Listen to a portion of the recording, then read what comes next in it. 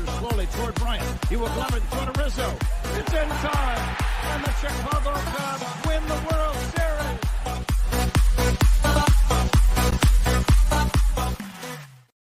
What up, what up, what up? Welcome to Shawn and Maya in the morning on this Hump Day edition. I'm your boy, the SuperBack, Shawn Sierra. Thanks for tuning in. If you're watching us on Facebook Live, well, then I guess you found us on Facebook. And if you're not following us on Facebook, what? Go to Facebook, type in Sports Zone Chicago, click the like button, and now you're following Sports Zone Chicago. Simple. But wait, there's more. Go to the show's page. Go to Shawn and Maya in the morning, like that page as well. So not only will you be following Sports Zone Chicago, but you'll be following the show's page, Shawn and Maya in the morning as well. If you're watching us on our YouTube channel, excellent. And if you're not subscribed to our YouTube channel, for real, come on, man. Go to YouTube, type in Sports Zone Chicago. All right, click the subscribe button. Okay, click the subscribe button. Got it? All right. Also, click the notification button. That's the little bell. Okay, that's right next to the subscription. All right, it's this little bell, and that'll let you know anytime a show from Sports Zone Chicago is going live. You get it? Got it? Good.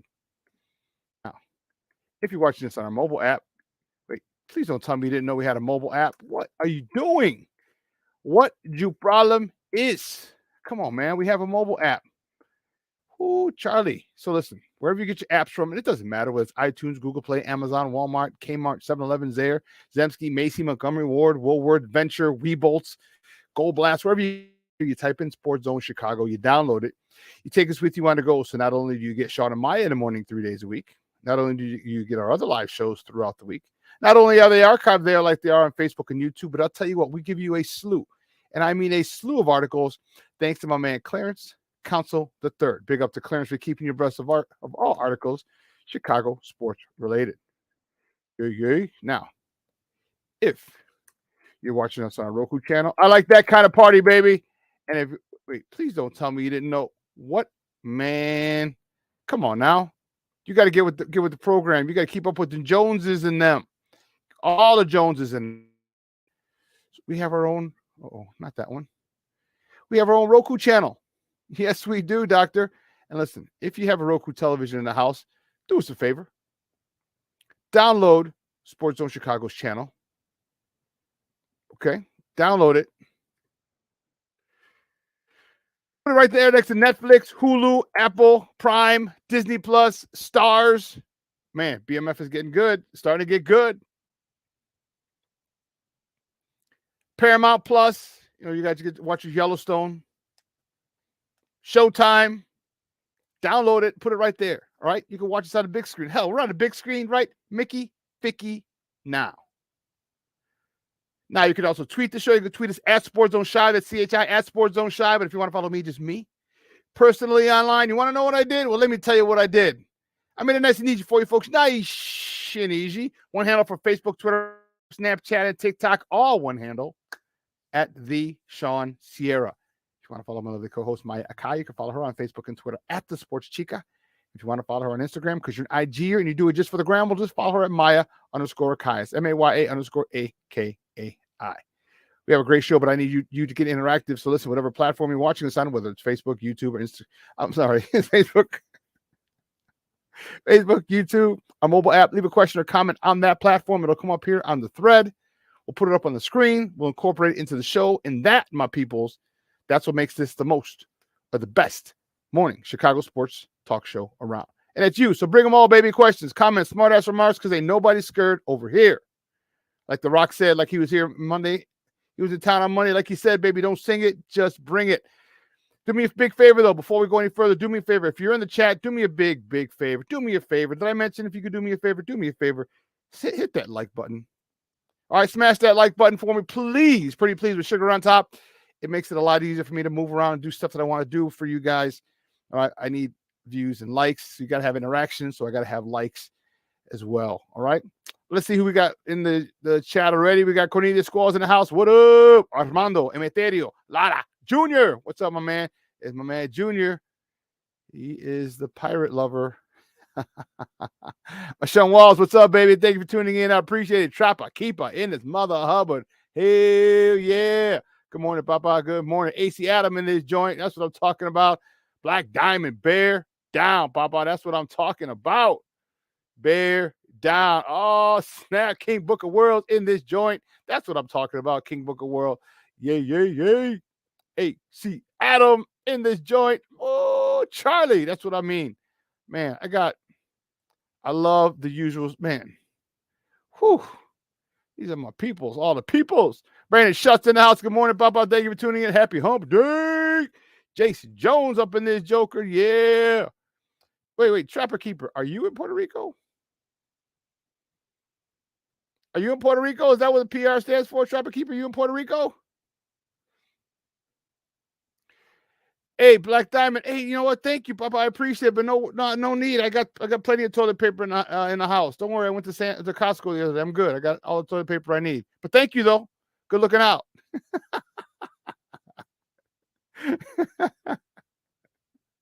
Oh man, that's funny. Oh, good. Oh, you're Chicago right now. You're going back soon. Oh, I know some people just got back from Puerto Rico. A couple of my friends are in Puerto Rico. Some are just got back the last day or two. Some are still there. You know, I still have never been to Puerto Rico. And there's probably a picture of me. There's probably a picture of me. Ooh, I don't like that one either. That light either. There we go. At the airport, because my friends from college are from the island. And they're like, Shawn, how come you're going to come to visit me in Puerto Rico, ¿verdad? I'm like, of course. Yeah, of course I'm going to go. Yeah. Well, I graduated college in 93. And we're friends on Facebook, and every so often they'll send me a text or a message. When you coming to Puerto Rico? When you coming to Puerto Rico? So they might have a picture, my picture at the airport at the San Juan airport. And man, there'll be some people coming to attack me, give me a pumpkin head. It took you 30 years to get here, fool. No, but I heard it's a gorgeous island, and then the surrounding islands, Culebra, Vieques. I heard those places are wonderful as well. Like I said, a friend just got back yesterday, as a matter of fact. So yeah, it's a place I have to go, and I have to go for a week because I'd want to go. I want to stay like probably be like 10 days. But you know what? Puerto Rico is the type of place that I think you'd have to go a few times because of the different climates. You got a rainforest there. You have the beaches there. You have San Juan. You have Old San Juan. You got to check out. But also you have the hidden beaches or the small beaches like the locals, the natives know. Then you have the islands like Culebra and Vieques, like I was saying. So there's a lot to see, and it's a small island. I mean, it's big, and it's like they said like from Cleveland to Chicago, like that big.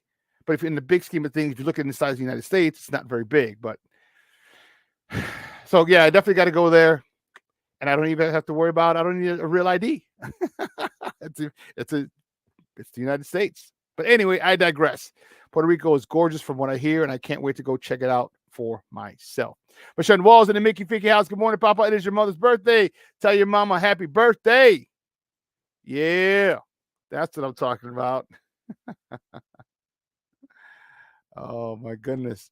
Hey, we got a great show for you. We get started early at 9:30. My man, Adam Shalafu, is going to join us. We're going to talk a little Bulls basketball. No way to get back to me now, buddy. Really, bro? Really?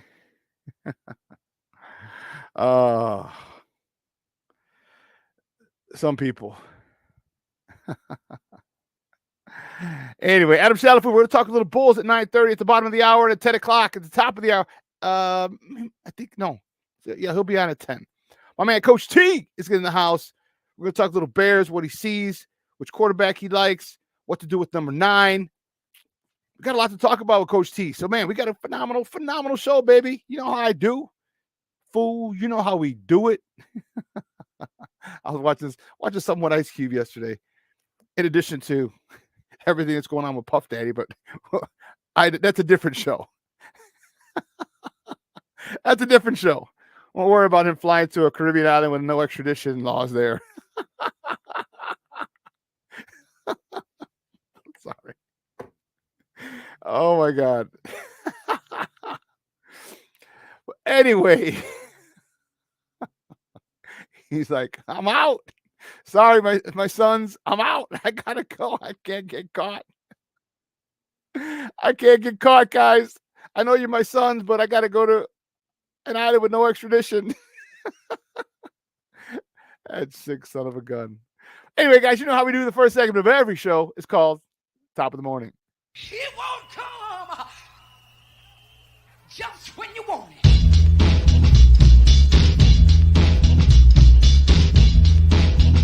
Top of the morning to you.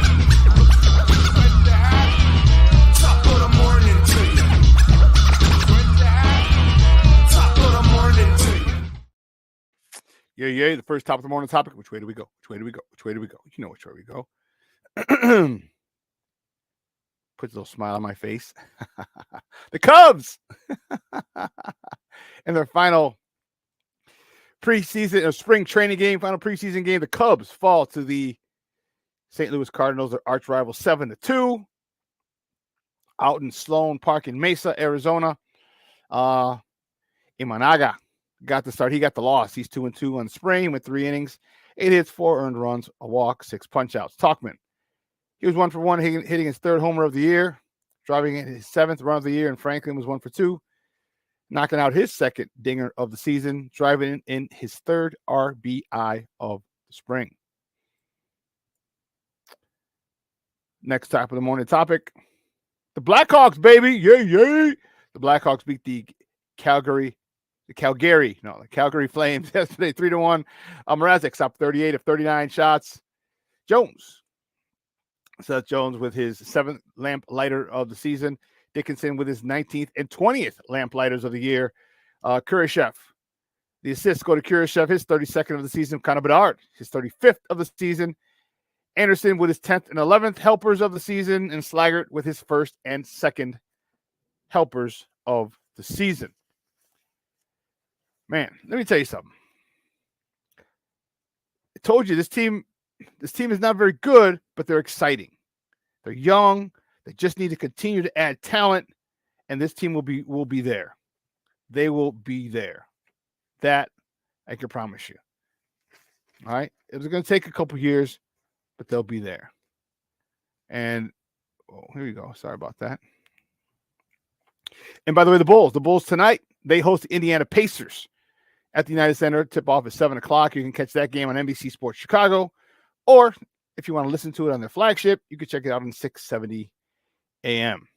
Both the Cubs and Sox are off today as they prepare for the opening day. The Cubs are going to be in Texas. My White Sox are going to start on 35th in Shields, mañana. It's going to be a great game tomorrow against Detroit. Excuse me. That game's at 3:10. All right. You can catch that game on NBC Sports Chicago or listen to that on their flagship at AM 1000. The Cubs, they're not going to be on the marquee. They're going to be on ESPN tomorrow night, 6:35 Central. So check them out on ESPN. Or if you want to listen to them, you can check them out on their flagship, 670 AM. The last top of the morning topic, the Fighting Illini in the Sweet 16, baby. This is fun. It's good when Illinois basketball is relevant, okay? It was great back in 89 when I was a senior in high school, and that was a Nick Anderson, Kendall Gill, Marcus Liberty. All right, it was that crew. And then again in 06, was it 6 or 5?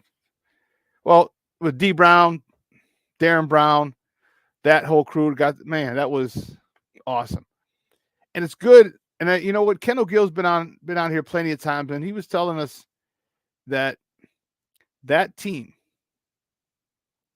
that Illinois team, every single person on that team, including the ball boys and the managers, were from the state of Illinois. Every single one. The Flying Illini of 89, every single person was from Illinois. And that's what we got to get back to. We got to get back to keeping the homegrown talent in state. You have to do it. the amount of talent that leaves the Illinois Boiders. What's a Boider? The Illinois borders, the boundaries, the borders of Illinois is ridiculous every year. I mean, think of all the people in the last 10 to 15 years. We're talking Big Cliff from Curie. All right. Emeka Okafor from Whitney Young. You know, who's the guy that they had on? Oh, goodness. We went to Morgan Park and he was on What's Up Cuz. Son of a biscuit. I can't think of his name now. But all the Chicago talent that leaves the state. Like if the Illinois talent stayed within state, do you realize how many teams we would have good? I mean, DePaul would be a hell of a lot more than the afterthought than they are now. Loyola's still making some moves. Northwestern's making some moves. All right, back-to-back tournament appearances for Northwestern. I mean, unfortunately, they had to face UConn. Ouch. Thank you, sir. May I have another. But then you have Chicago State. You'd have UIC. Like all these different schools that we'd have, Northern, Southern, Eastern, Western, Illinois State schools. We could fill all these quality teams. But kids trying to get out of Illinois, I guess. I don't know. But that's the lineup. Adam Shalafu at 9:30. He'll be joining us in a few moments. Coach T at 10 o'clock talking Bears. Man, I'm fired up. We have a lot to talk about, man. We have a lot. And the NFL has a new kickoff rule. What in goodness gracious? It's going to be similar to the XFL. And this is going to be very now it's very definitive. I mean, I should say very strategic. All right, the new kickoff rule. It's like, what the heck is going on? Oh, you like the links then, huh? Yeah, so it's gonna be crazy. It's the coverage team will be at the opposing 40. They're gonna line up 10 yards apart, and then there was a target zone it's got to hit. I mean, it's crazy. So here's the thing: you really need just two good blocks. You need two good blocks next to each other. And I wonder if Devin Hester's record will be broken. I wonder that now. Because I'll tell you what, once this rule came out yesterday, I guarantee you every single special teams coach in the country or in the NFL ran back to the lab and drawn up the craziest shit you can imagine. We're talking about cross blocks, X blocks, and then the NFL is going to have to do away with cross blocks. Trust me, it's gonna happen. It's gonna happen. You're gonna get two guys going this way, one guy pulling basically, and leaving a wide open, a gaping hole, and once they're through, they're through. I could just see special teams coaches just get their minds going nuts and all excited like a kid in a candy store. Onside kicks have to be announced. Like, excuse me, I'm going to onside kick now. And you can only do it in the fourth quarter. Like, come on. So the element of surprise, what if you're coming back in the third quarter? You know, you're coming back in the third quarter and all of a sudden it's time. You think it's time. You need to get, one more score to either to get much closer as you go into the fourth or to take the lead. You have all Uncle Moa's on your side. Uncle Moa's momentum for all you non-sports speaking people. Uncle Moa's on your side. And you can't do it in the third quarter. I have to wait till the fourth quarter. Oh, and I have to announce it. Excuse me, sir. Just so you know, I'm about to onside kick. I'm going to try to trick you. So, yeah, I'm not happy about that, but what are you going to do? What are you going to do?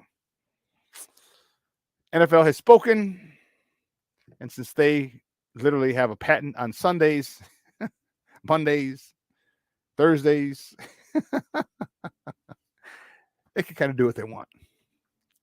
Well, listen, we're going to take a quick break, and on the other side of the break, we're going to welcome my man.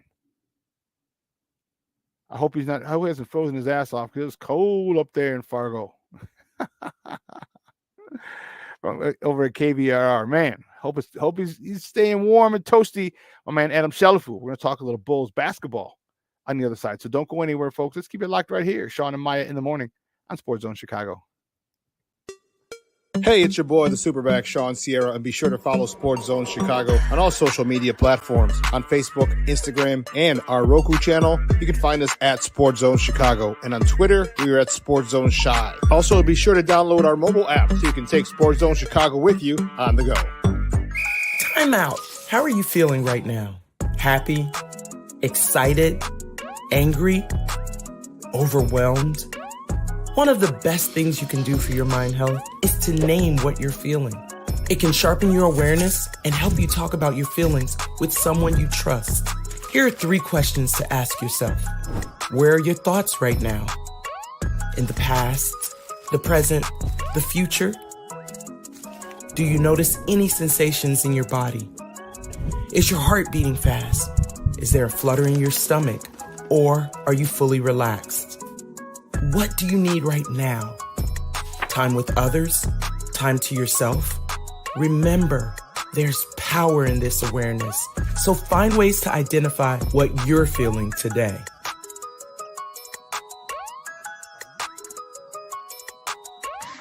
Hi, guys. Hey. Hi, Megan. Hey, Jessica. Megan, you're a tramp. Ryan Fitch told me you guys made out. Everybody knows. He said your breath smells like garbage. And he almost puked. He says you're the most desperate girl he knows, besides your mom. How many boyfriends does she have anyway? Lots? Your makeup makes you look like a clown.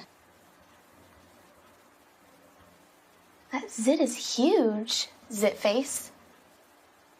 Ugly.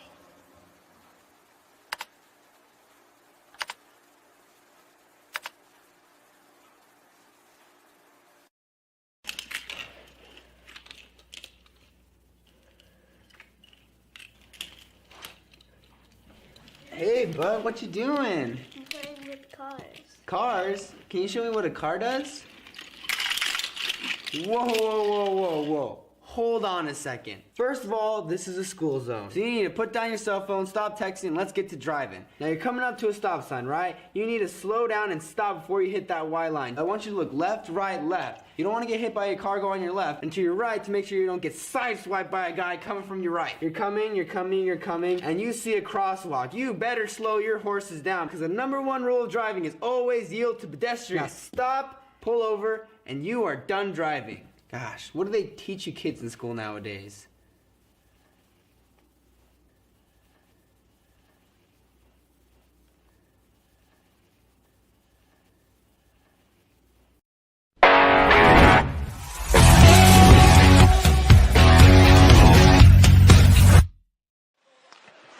To Bedard, top of the left circle, fed it through Kershaw to the high slot. Jones fires, he scores!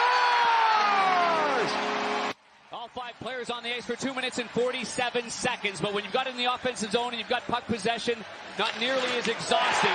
And through the seam, you can see a very tired group of Calgary Flames right there. And no effort to be able to block that shot. The goaltenders made a number of good saves. It actually ricocheted off the first forward. Slaggert head to Anderson on a 2-on-1 break over the line. To Dickinson, shoots, he scores! Made the play on the left side there with the backhand play off the boards. Anderson's got it on the left. He's a right-hand shot. He waits for as long as he can possibly wait. The defenseman's in the middle. The pass is perfect by Anderson. And this one-timer beats the goalie cleanly to the left side. But the bottom line is for Landon Slaggert, his first National Hockey League point, and he'll be taking that puck home. Welcome back to Shawn and Maya in the morning on Sports Zone Chicago. Those clips courtesy of NBC Sports Chicago. Those are the Blackhawks. Yeah, baby. With a 3-1 win over hockey, baby. Oh, do I remember those times?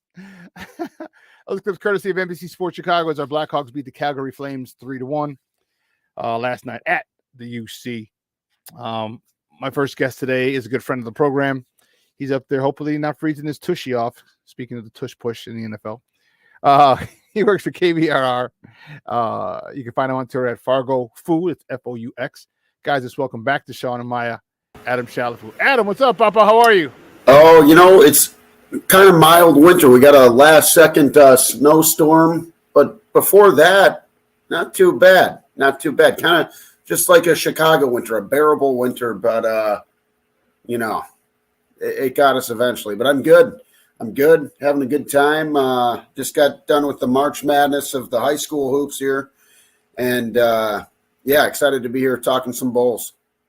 So am I. Unfortunately, the Bulls had a piss-poor performance the other day, losing to the worst team in the world, the Jordan Poole-led Washington Wizards. Give me your thoughts on that. They had the worst record in basketball. However, since they had the new head coach, they had a 2-game winning streak going into that game, and they had kind of turned their season around. Granted, too much, too little, too late. But it's always how you finish a season, and they were coming in pretty confident with that little 2-game winning streak. Give me your thoughts on that game, and if you feel the Bulls may have taken them for granted. I think they did take them for granted because, the Bulls are a better team than the Wizards. Gambling is illegal here, but I can still text my father and say, here's what I would do. And I texted him, hey, the Bulls are down early against the Wizards, and, probably a good idea to take the Bulls money line. I'm glad he didn't see that till later. The reason I'm bringing this up is because you can look at some of the trends the Bulls have had all season where they're playing this kind of catch-up, and they'll usually come back and eventually beat a bad team. There was a point in the year against the Timberwolves where I text them, and I see a lot of Wolves up here, and I'm like, hey, the Wolves are good at blowing leads, and the Bulls are good at coming back, right? So perfect example there. But I look at that Wizards game, and you're coming out flat, and as you mentioned, the Wizards have been a little bit better lately, but you don't have Tyus Jones, and you don't have Denny Avdija. And so you're playing the worst team in the NBA without two of their best players, and you start by being down 15-0. That's not a good way to start a game. Yeah, I mean, this has got to be rock bottom for this iteration. And I think what's most frustrating about this whole season, we've talked about it till we're blue in the face about how the Lonzo Ball injury changed the complexion of the team. But now even if he comes back, everybody's older. It's a different team than the team he left.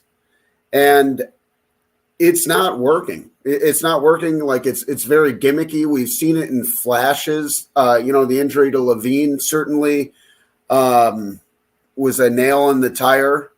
And it's a team that's hoping that they don't slide out of the play-in situation right now instead of a team we hoped was going to kind of be in that playoff spot. There's some bright spots. We've really seen Kobe White emerge into the player we hoped he would this year. And, it's like you can't be losing to the Wizards. And I think some of the officiating, that's a different story. At the end of the animal. But also the two plays at the end of the game that really ticked me off was there was a block that was called a charge on Caruso. I don't know if a charge is the correct term there, but he ran into the defender. The defender is still moving his feet. I don't think he had the ball, though. But it's a foul on Washington, regardless. And then so Washington gets an extra chance there where the Bulls had a chance to make a really key stop instead of going down 3 points, I believe it was. And then the final seconds of the game, he inbounded to DeMar DeRozan. And I understand that DeMar's made a lot of clutch shots. And after looking at the play from a different angle, maybe the pass wasn't there. So I'll put that out there, give him the benefit of the doubt to some degree. But watching that in live action, I see Kobe White streaking down the sideline. He's going to have a better look. Yeah. Find a way to get the ball to Kobe White, who's not having to,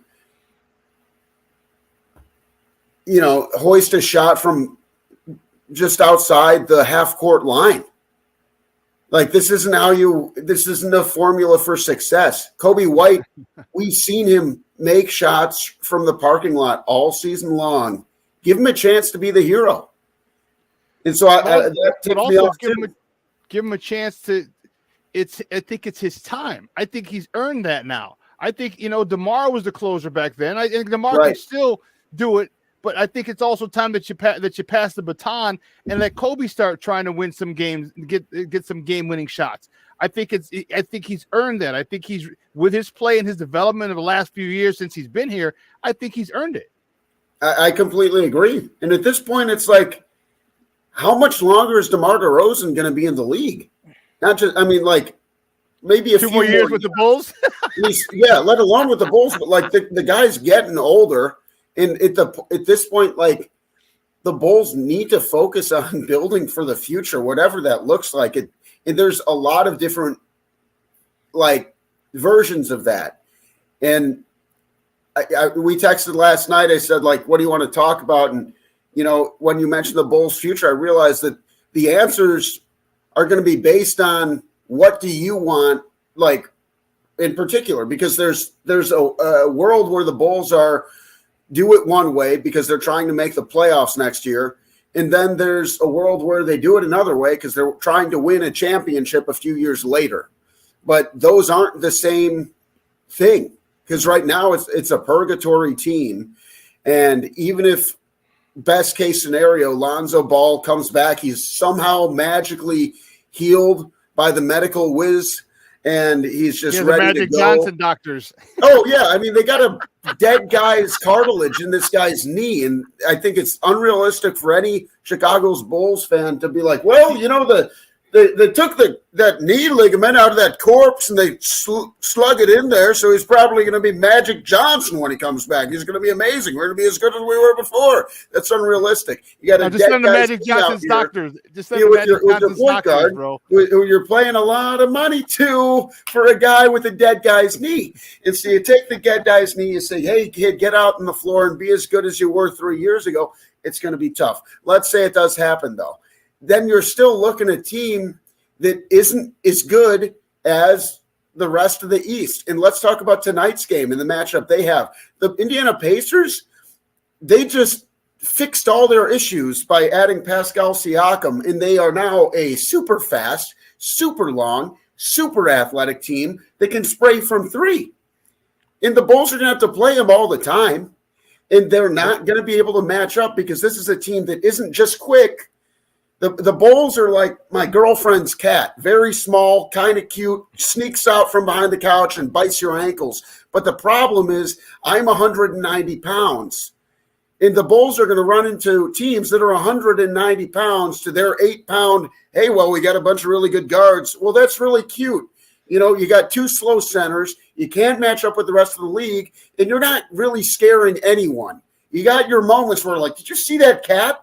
I didn't like that sound. That wasn't good. That's teams to the rest of the league. We are that house cat, and we need to be a panther. We need to be a puma, a tiger, something. We got to lurk in the high grass. We got to hunt. And right now, we're just a house cat. We're quick, but do we even have front claws? I don't know. Guys, we're joined by Adam Shalafu from KBRR up there in North Dakota. He's the host of he's back. He's bringing it back to Running with the Bulls podcast. And we're fired up about that to hear him talking Bulls. You hear him talking here with us today on Shawn and Maya in the morning on Sports Zone Chicago. So what do you really, like my man Cornelius says, that's really cute. So where do we go from here? Is this Billy's fault? Is he on the hot seat? Is it Karnisovas' fault because he's the one who's buying the groceries? Is it a combination of both of them? What the hell can the Bulls do to be relevant? Being in, the thing that really bugged me was when he did the interview, and all he kept saying, I'm talking about Arturas Karnisovas, all he kept saying was, we are competitive. We are competitive. We are competitive. And yeah, you're making the play in, but we don't want that play-in nonsense. We want playoffs. Playoffs. All right? We want that.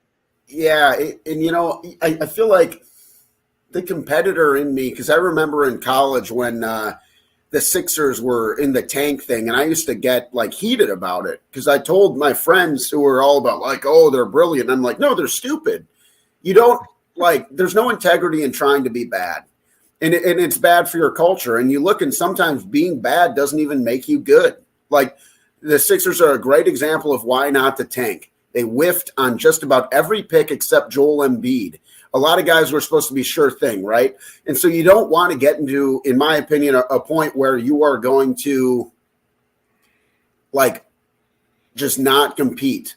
And it's also not a way to keep the players who want to, like, can you imagine being Kobe White and then, you know, you're trying to get the bag, but they're also like, hey, we're going to suck for the next like 4 years, dude. And you're like, I think I might go to Charlotte because at least, you know, that's where I'm from and they might pay me more. You know, I don't think that's the answer, but I think where you go from here, who to blame, all those questions, you can't blame Acme for, and you know, that's Eversley and Karnasovis. You can't blame them for not wanting to get worse, right? Like, if they would have had to make moves at the deadline, not just the year, but the year before, I feel like it just makes them worse. And they didn't want to do that. But going into this offseason, I think you have to ask yourself some really tough questions. Like, DeMar DeRozan is still a really good player. And so that's not the issue I have with DeMar. But, you know, checking his age right now, yeah, he's 34 years old. It's time to get better value and create more flexibility with where you can spend your money.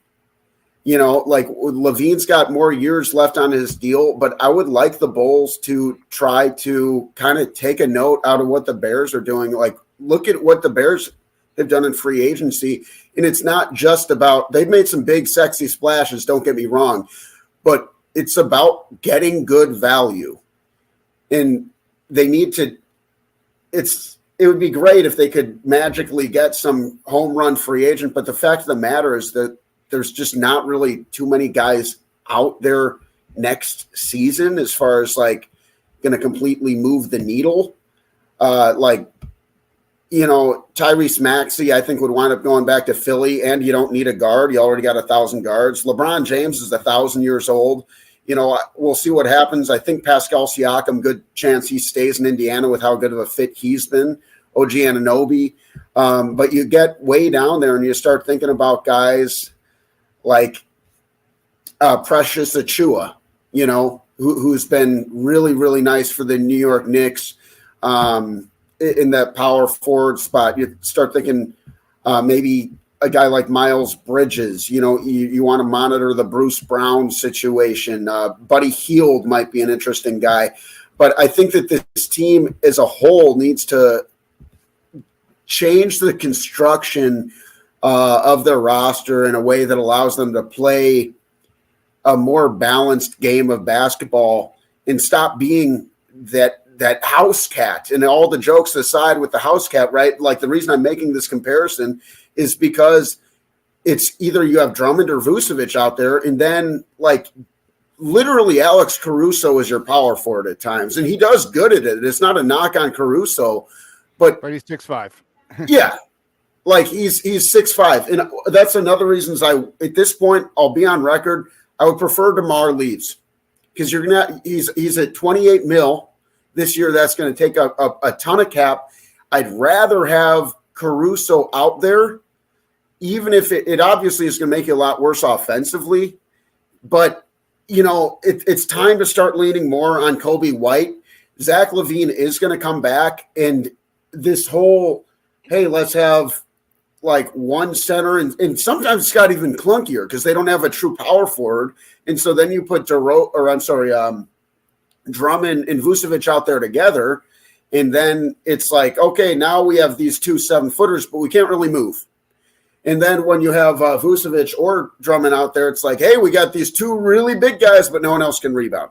You know, like it's one-dimensional, and you look at a team like the Pacers, and you got Miles Turner, one of the best shot blockers in the league. He's 7 foot. He's gotten a lot better at rebounding. He also shoots really well from three. And then you have Siakam, who's can pretty much guard 2 through 5. A switchable defender and a guy who's going to be able to attack the rim, a guy who's going to be able to make really good passes, the guy who's going to be a really smart defender, championship pedigree. We saw what he did with the Raptors, being their second best player. And then you obviously have the brilliance of Tyrese Halliburton. You got Benedict Mathurin. You have these skilled wings, and the whole team can run and has an identity. That's why I think the Pacers could be a real dark horse. But you don't have to have that like super duper star talent. I think Halliburton, you could make an argument is the best point guard in the NBA right now. So I don't want to like call them too much of a dark horse. Like we should take them very seriously. Mm-hmm. But you look at the way that team's constructed, and you can do a lot of things with that team. You look at the way the Bulls are constructed in contrast, and you can't do much. And how do you like? I know that we're getting more and more positionless as basketball has evolved, but this isn't what that means. It doesn't mean that, it doesn't matter what positions you put out there, because like DeMar DeRozan has been listed as a shooting guard most of his career, and he's our go-to power forward. Alex Caruso has been a point guard shooting guard his whole career. He's sometimes in there at power forward. Kobe White, we're seeing him 1 through 3. We're tiny. In what? How the hell are we going to get through the Bucks? If we're talking about like actually trying to compete for a championship, we have to beat our own division. We have to beat Bam Adebayo when we go down and face Jimmy Butler and the Miami Heat. We can't have every team that we would go through be a matchup nightmare for us, because we're nothing but guards and a center with no matter what rotation is. They're predictable. They're not good.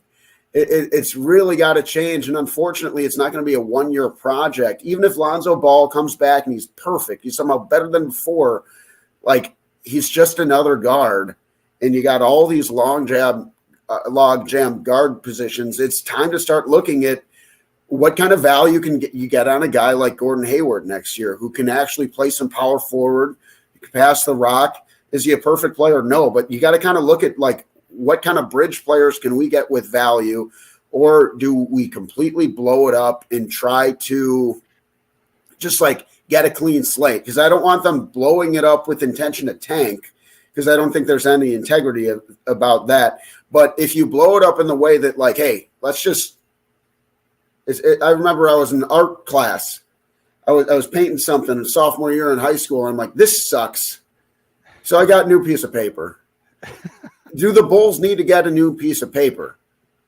I didn't trade all my paints in. I just said, hey, it's time to start drawing something else, because that sucked. Like, it might be time to start drawing something else. Guys, we're joined by Adam Shalafu, host of the soon-to-be revived Running with the Bulls. He's up in Fargo and KVRR, talking Bulls basketball with your boy here on Shawn and Maya in the morning on Sports Zone Chicago. What situation? Well, let's talk about something good at this team. The emergence of Kobe White and actually the development of Io have been Kobe White a little more so, but I still see I see his development. It hasn't been as great as Kobe's, but I still see it. Why do you think those two have been able to develop and take bigger steps forward when Patrick Williams hasn't been able to take that step?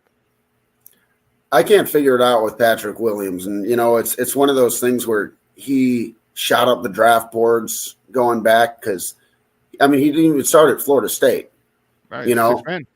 Yeah. And so, like, I just don't know if he was ever going to be the guy we thought he was going to be. We've seen it in flashes, but at this point, I'm wondering what the deal is. But I think that a big commonality, and it's another reason to get rid of DeMar DeRozan at this point, is opportunity provides growth.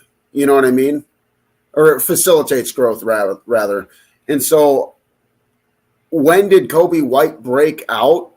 Well, it was kind of when Levine went down, when he got to like, and it does create sink or swim moments. Like no basketball player is just going to you know, I guess even you look at like guys like Luka Doncic, but they're kind of the exception. The guy who just comes in and they're amazing. Like there's some failure on the road to success, but I don't think that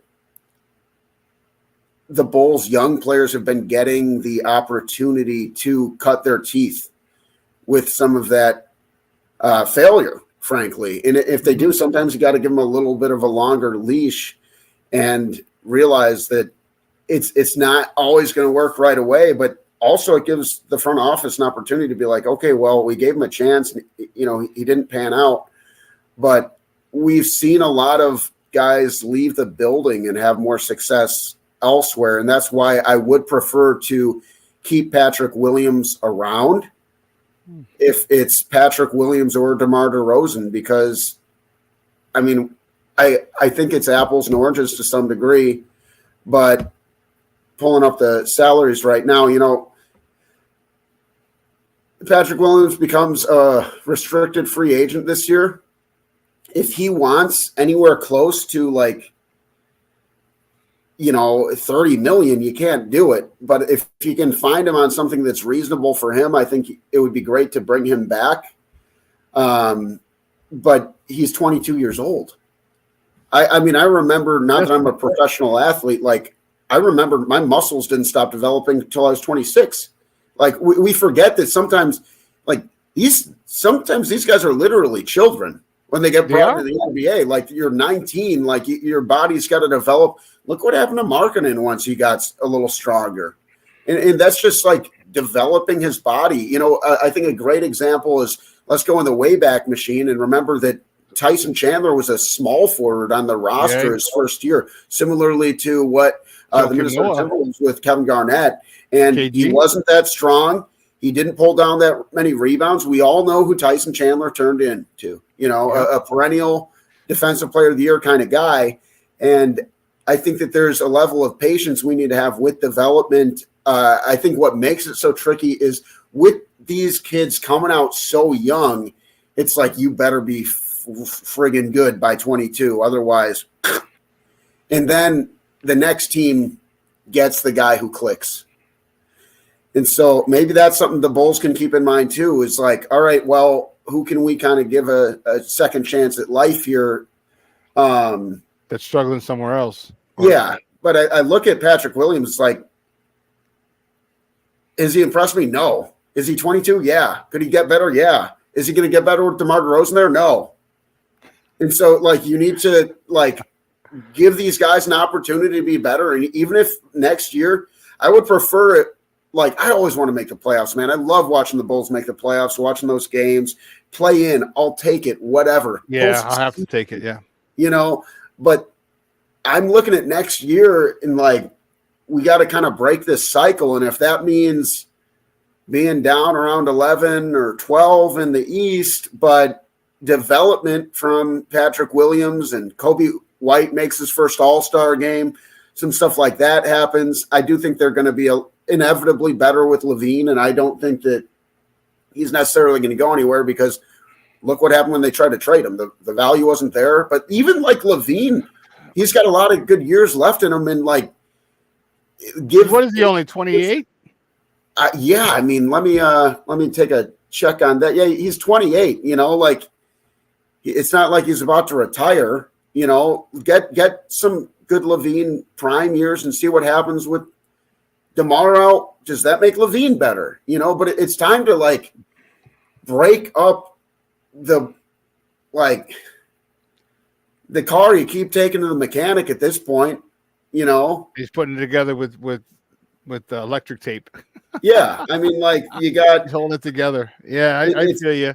It's like it's not working. The DeMar Levine, like we don't know what it would have looked like with Lonzo Ball because it was such a great rebounder out of the backcourt, or like maybe something like that. And he could guard, 1 through 3, and it was looking like a small ball league. But we're not really there anymore, and teams are getting big again, and the pendulum's starting to swing the other way. And we have a team that, at its best, isn't built to compete for anything serious. And so I think that's the operative phrase there, Adam. Anything serious. They're built to compete, They're built to compete with getting in and staying in the play-in. And when they asked Arturas Karnisovas if they thought his bosses were satisfied with his work, he didn't hesitate and said, "Yeah." And no shit, because you keep us dangling. All right, you keep us you keep us teetering near the play-in and like you said, both fans, they want playoffs. I mean, hell, how long were we spoiled when we went to the playoffs? It's like 87 through when Jordan retired. So 87 through like 98. We're talking 12, 13 seasons. It's playoff. Like, it's not a matter of if we're in the playoffs. It's a matter of are we going to have, not in our division, are we going to be number one in the East? That was the only issue. What day's the parade? For all intents and purposes, yeah. And now we're like, we were starved for so long with the Ron Mercers and those things. And now we're just, we got the Derrick Rose thing, and then we went back down. I mean, you talk about ebb and flow. And now we're in a playoff. We're excited to be in there. And our standards are so low because we've been starved with, for good basketball. What do you think? What's one move? Because DeMar's a free agent. What's one move that you want to see? Realistic, kind of keep it close to realistic, but what's one move you want to see the Bulls make in the offseason? Like as far as free agency goes or something like that? Yeah, or trade for someone. Okay. I think Gordon Hayward would make a lot of sense. He's had injury problems throughout his career, but if you can get 20 to 25 good minutes out of a guy who's a 6'8", can play, start at power forward or start at small forward, and that's your piece instead of DeMar DeRozan, I think it makes you a little bit better of a rebounding team, and I think it also allows some of the other guys to get a little more playmaking experience. I think that realistically, too, he's not about to command the bag that he would have in the past. Caleb Martin could be a really nice guy. He's got a player option with Miami. I expect him to stick around, frankly. I really like Precious Achiuwa. The dude just works. The dude, he's killing it with Tom Thibodeau right now, and the reason is because, we all remember what Tom Thibodeau does, right? He's got players who want to run through a brick wall and they play their tail off, and he's really thriving. A guy who gets rebounds and blocks and a lot more fleet of foot. He can knock down some threes. Not going to be in a 3-point shooting contest, but a guy like that and who can give you some run at the power forward or the center position. And let me give you one more is Gary Trent Jr. So Gary Trent Sr., if you remember him back in the day, his son. But, 11.5 points per game, 41% from three, and it's about value. And so I want value, and I notice, besides Gary Trent Jr., who's more of a shooting guard, but I think he could play, some small forward. I named a bunch of forwards, start making this roster a little bit more conventional and versatile where, I know this is a stupid example, but I'm going to give it anyway. But sometimes I play 2K, the basketball video game, and I'll play people online, and sometimes I like to play with the Bulls. The reason I don't win with the Bulls is because when I usually win in 2K against people, it's not because I'm great at video games. I'm 32 years old. I'm too old for that shit, but I'm smarter than them. I know how to play the chess game that is basketball, but I don't know what the hell to do, because we got nothing but guards. And so I'm getting killed on the glass. I don't know what to do about it. Okay, well, I can just try to outrun them, and then everybody's tired. And I feel like you can apply that to reality where it's they just don't have the pieces in place. And so, I don't want them to make some big, sexy move. And here's the secret carrot I've been dangling, all right? I think the Bulls could get Zion Williamson someday. I'm gonna double check his contract, but I want to say he comes up summer of 2025. But like, don't spend all this money this year if that's going to mean not being able to pay somebody when a better free agency class does come up. Okay, I'm sorry, I was off on that. They did ink him up a little bit long term. So screw Zion. He would have been great. But like someone like that, you know what I mean? Like take a big swing. It's somebody. It's probably going to have to be 2025 because what I use is spotrack.com. You know, I look at the salaries there, and then I'll look at like usually Hoops Hype has like a top available free agents. And I look at the list on Hoops Hype, and it's like LeBron James and Paul George, you know, are going to be the best free agents. Like neither of those make any sense for us right now. No. And so like you don't want to make a move that doesn't make sense for you. It's better to be patient, but like start laying the foundation. I know I mentioned it earlier, but like honestly, look at the Bears blueprint. It is apples and oranges to some degrees because it's a different sport, but like it doesn't like the Bears did a 3-year rebuild. And it's more realistic to think like, hey, we can get this turned around like in 2 or 3 years than it is to say the Bulls are going to compete for a championship next season. But if you start getting the right guys in place and if you start developing your young talent, and then when the right free agent does come along, then you take a big swing. But you got to make sure that you have cap flexibility, and that means letting go of DeMar DeRozan. It might mean letting go of Nikola Vucevic. And it might mean being a little bit worse, but we look at some of the moves, and I feel like hindsight's 2020, but the Bulls lost the Vucevic trade. I hate to say it. One more guy I'll throw out there because they got Franz Wagner out of that, man. That hurts. That hurts. But Mo Wagner is going to be a free agent this summer. He'd be a really nice get for the Chicago Bulls. More guys to put in the front court. More guys to, you know, develop. And then, like I said, whoever that guy is, when he becomes available to throw the bag at, say, all right, you're the missing piece, be in a position to make that move. Don't be tied up to, you know, at the time, what's it going to be? 35, 36-year-old DeMar DeRozan. That's not smart. So I want them to be more cognizant of the future. I want to keep the competitive mindset of, you know, let's try to stay competitive. Like, let's not tank, but be aware of the fact that this version of the Chicago Bulls isn't that good, and that the ultimate championship goal isn't going to be achieved with this roster. And so it started. We need to. What I want the Bulls to do, quite simply, is just be more realistic and start acting accordingly as they ask themselves and reflect this summer, like, what do we want to do? Do we want to be a team competing for the play-in again? Or do we want a team that is hopefully going to get us to a point where we can start to build for a championship in, I don't know, 2028? You know, I think that's because this ain't it. It's just not it. Oh, man. Adam, great stuff, buddy. I appreciate it. Do me a favor, though. Let everyone know where they can find you and your work online. Yeah, thank you. Yeah, always a pleasure being here, man. At Fargo Foo, and as you teased out, Running with the Bulls will be coming back.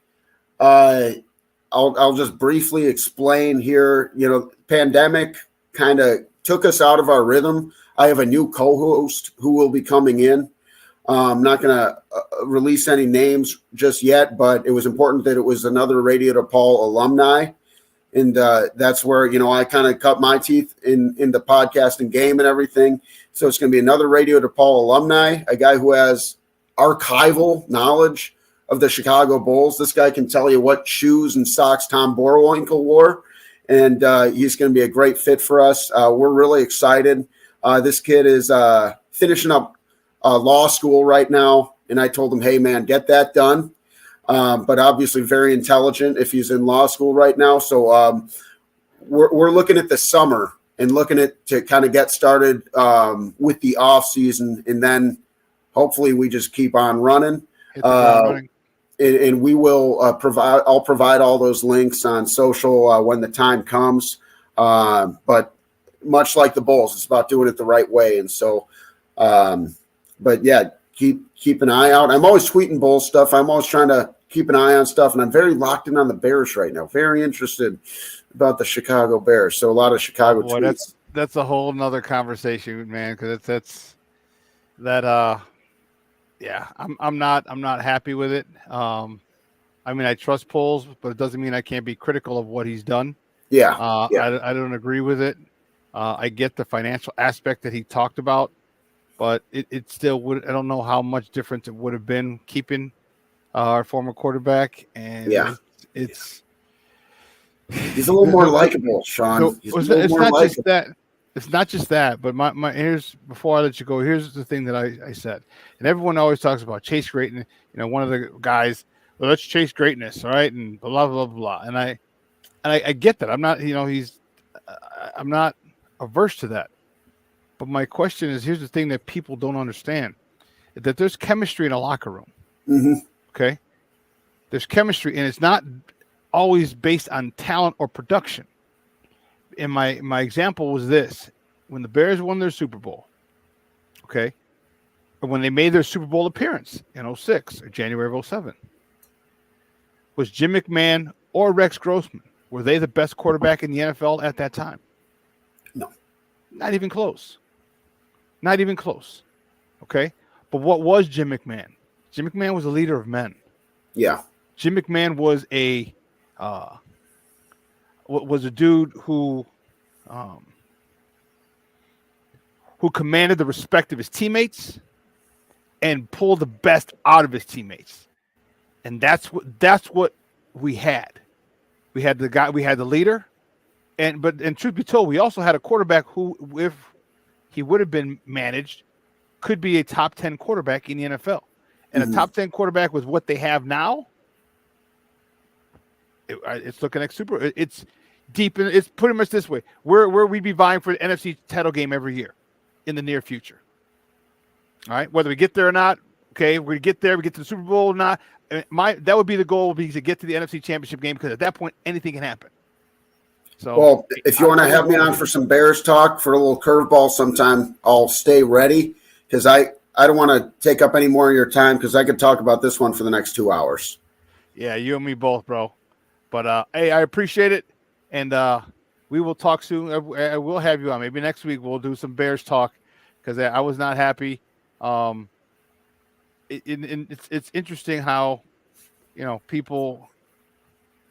I don't know. It was surprising because some people who said, "Well, they didn't know football," but I was like, "Why would you? You're overlooking that one big thing, and that's the leader of men part." Yeah. That's the thing. So, anyway, we'll talk about it another time. Hey, buddy, thanks a lot. Great stuff. I gotta hop. But we will talk soon, buddy. We'll talk. Have a happy Easter on Sunday. I didn't realize Sunday was Easter. Sure is. Happy Easter, and thank you for having me on. We'll talk soon. All right, buddy. Thank you. Bye now. Guys, that's Adam Shalafu talking Bulls with your boy. We got to take a quick break. On the other side of the break, he's ready to roll. My man, Coach T, is going to join us for some Bears talk. So, man, don't go anywhere, folks. Coach T up next. Keep it locked right here. Shawn and Maya in the morning on Sports Zone Chicago.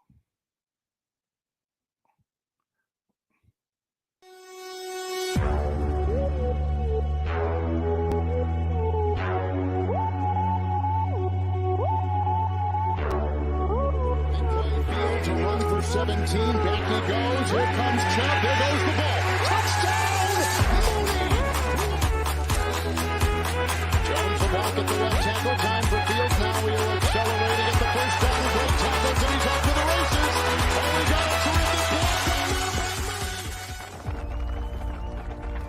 block. For every generation, it has started with the call to serve. Discovering the purpose and the belonging earned with the title. Learning to dig deep and push through adversity together. Defending our nation and its people. it is a life of great worth and reward. But Marines are never really finished serving. Their commitment comes full circle, visible in communities across our country.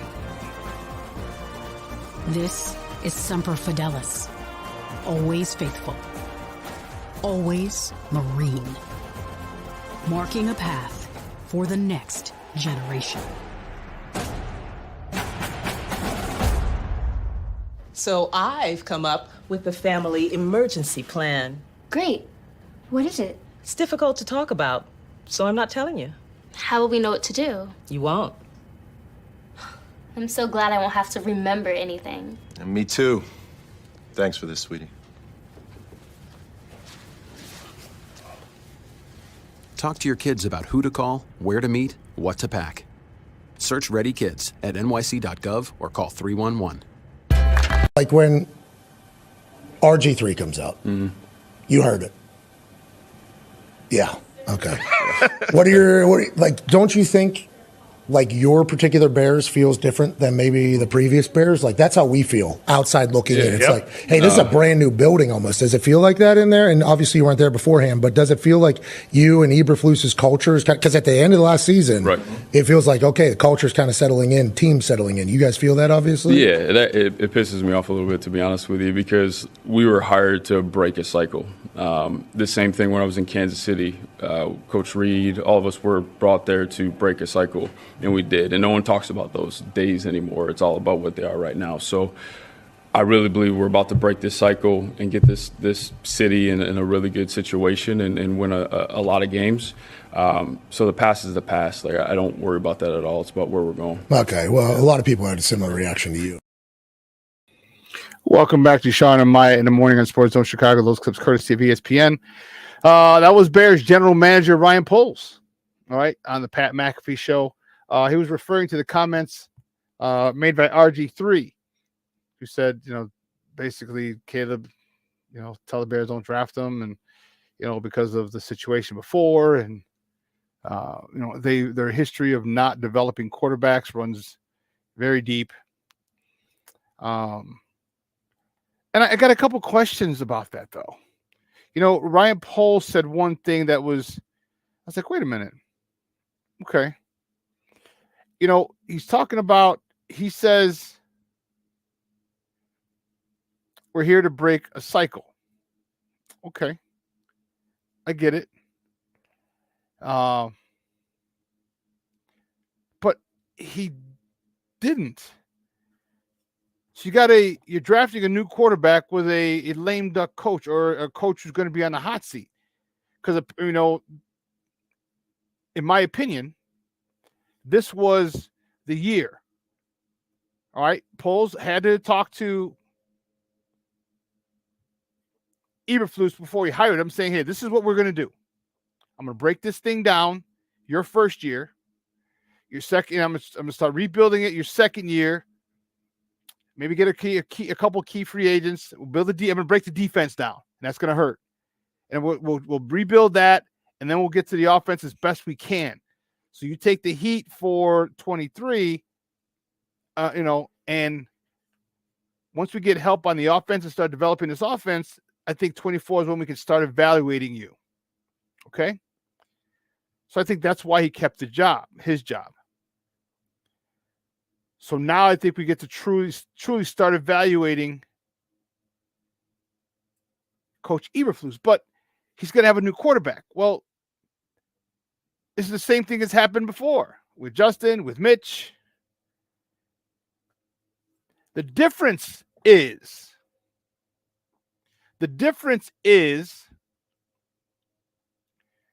this is going to be the first time that they're getting experienced offensive staff and experienced offensive staff. So Shane Waldron has called plays before. He's helped develop quarterbacks. All right. Perry Joseph. Same thing as a quarterback coach. Even Thomas Brown was an offensive coordinator. He's our passing game coordinator. So we are getting guys who are experienced. at doing this. And so, yes, he perpetuated the cycle, but he did it a little differently. Will it work? I don't know. We're going to find out. And we're going to see, because I don't think he did right by Justin. And I get what he said, about the financial aspect of it. Okay. I do think it's a matter of timing. Don't get me wrong. Timing is everything. Okay. I think what could have been done is say, hey, listen, we're going to pick up your 5th-year option, and then we're going to work on an extension. It's not going to be in the $50 million range. Okay. If it, even if it's a 2-year extension, all right, or a 1-year extension from 25, 27, even 30, what the hell? And if you play well, all right, then we'll talk. But at that point, it buys you time. You stick with the guy. Because now that you've built this thing up to where it's going to be, you would have to intentionally try to fail with the wide receivers, with the added defensive help, with the added depth in the offensive line, which is, to me, is the most important thing, with the person who can develop quarterbacks, who can call plays and adjust plays to situations and to personnel. And now and I know it's a moot point, but I still, when some people say, I heard some people who wanted to make that argument, well, he did right by Justin. I'm like, no, he didn't. But again, it's timing. Remember when Jake Arrieta, at the end of 15, the end of 16, at the end of 15 and beginning of 2016, was damn near untouchable for the Cubs. Had he been a free agent at the end of 2016, he would have gotten $200 million. But he had 1 year left on his contract. He ended up only, I'm sure he's in the welfare line because he only made, $75 million. So had his contract ended after the either 2015 season or the 2016 season, he would have had $200 million. So it's timing. So I get it, but it's still a tough pill to swallow. My next guest is a good friend of the program, and he's doing phenomenal stuff with his podcast, Chicago Bears 360, and I want to get his take on it. All right, you can find him on Twitter and it's a long one, at Bears360 _ Coach T. So let's bring him on, our boy, Coach T. Coach T, what's up, Papa? How you doing? What's up, Shawn? How's things going, man? Feel like it's been forever. It has been, man. Well, you know what? Because you've been doing a podcast like 2 times a day, dog. It feels like it. Everybody's hollering at Coach T. Coach T, come on my podcast. Coach T, can I get on your podcast? We definitely been busy for sure. But grateful, man, because doors are opening, man. The platform is growing, so no complaints. Hey, and I'm telling you, bro, from Jump Street, I am so happy for you. Yeah. So proud of you. And I remember when you first started, man, you're like, yeah, I'm gonna do this kind of part-time because I still want to get in coaching. And in the back of my mind, I was like, all right. I'm like, but you got a lot of good content, man. And people like to see film. Yeah. I'm like, and you break it down. I'm like, it might not be just a part-time. I'm thinking in my head, it might not just be a part-time thing, but all right, we'll go with that for now. And it's really taken off. And I'm really again, I couldn't be more happy for you. I couldn't be more proud of you.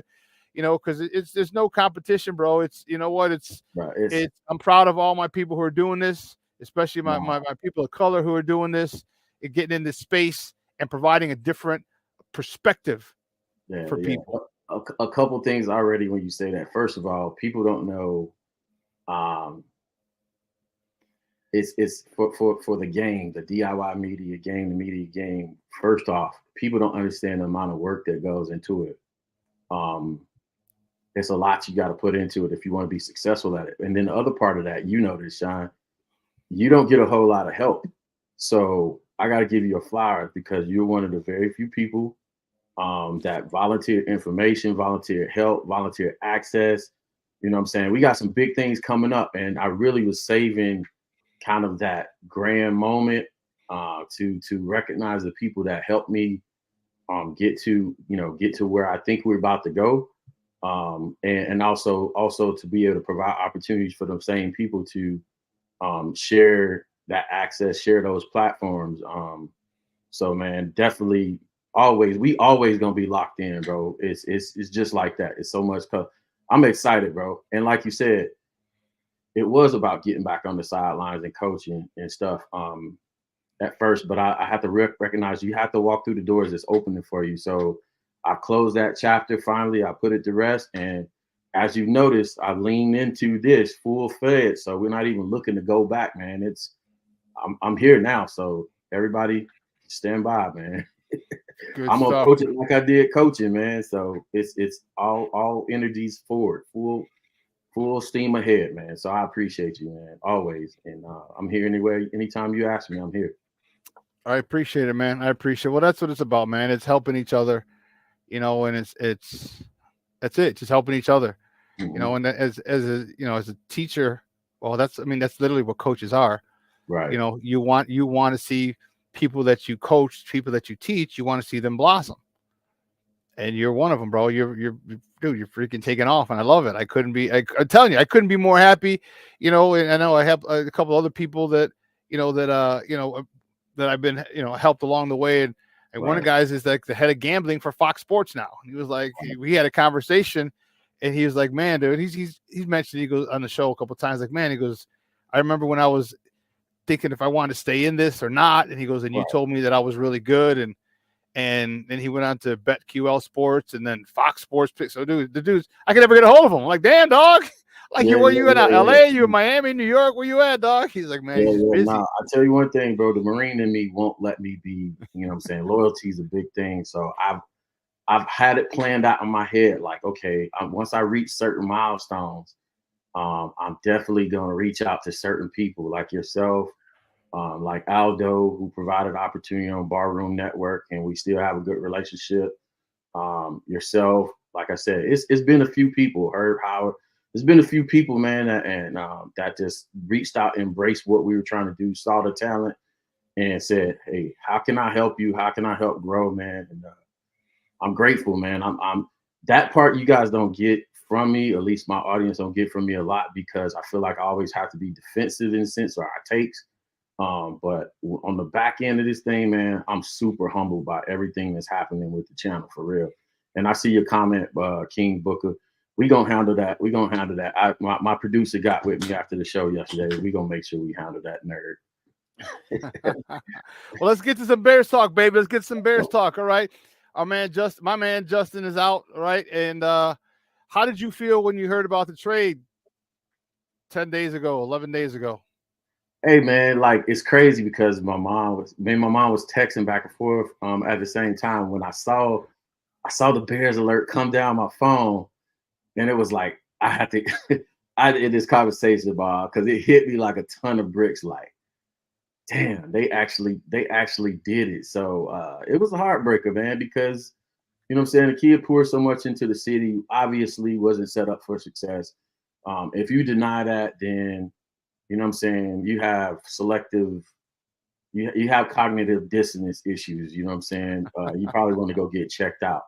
If you can't recognize the kid wasn't set up for success, and even Ryan Post came out and recognized that. We covered the whole Ryan Post presser on the show yesterday, and we broke it down clip by clip. Ryan Post came out and recognized his year one was a travesty. Year two, Ryan's year one, Ryan had to rebuild the roster.